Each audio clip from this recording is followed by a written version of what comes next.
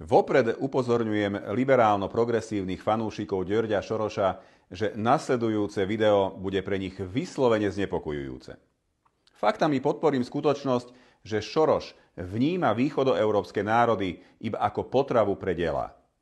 V roku 1993 tento špekulant napísal štúdiu o budúcnosti NATO.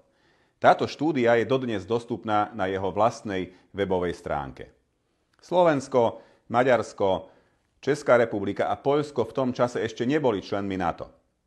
Roky pred našim vstupom do NATO Šimečkov kamarát Soros presviedčal veľmoci, na čo budú východoeurópske krajiny použiteľné v štruktúrach tejto organizácie.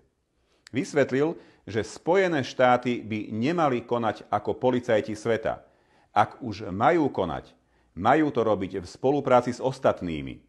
To potvrdzuje, že Spojené štáty sa vždy hrali na spravodlivých za účelom presadzovania svojich geopolitických záujmov, ale dávajú prednosť tomu, aby krvavú prácu za nich vykonával niekto iný. Dobrým príkladom je Juhoslávia, Irak, Afganistan. Šimečkov kamarát Soros by konkrétne použil východoeurópskych vojakov ako potravu pre dela. Hovorí o tom nasledovne, citujem: Navyše kombinácia východoeurópskej živej sily a technických spôsobilostí NATO by výrazne zvýšila vojenský potenciál aliancie. Potenciál NATO by teda podľa špekulanta Sorosa zväčšili východoeurópski vojaci. A teraz nech počúvajú všetci progresívci, ktorí sa dennodenne poklonkujú Sorosovi, pretože ich milovaný Boh nehanebne vysvetlil, prečo je dobré, aby išli do vojny naši a nie americkí vojaci. Znovu citujem. Pretože by sa znížilo riziko vriec na mŕtvoli pre krajiny NATO, čo je hlavným limitom ich ochoty konať.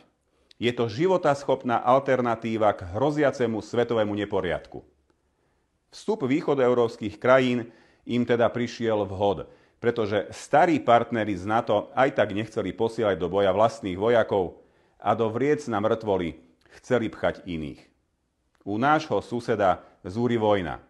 Európa je na kolenách, USA, Rusku a Sorosovi sa žije dobre. A ďakujú.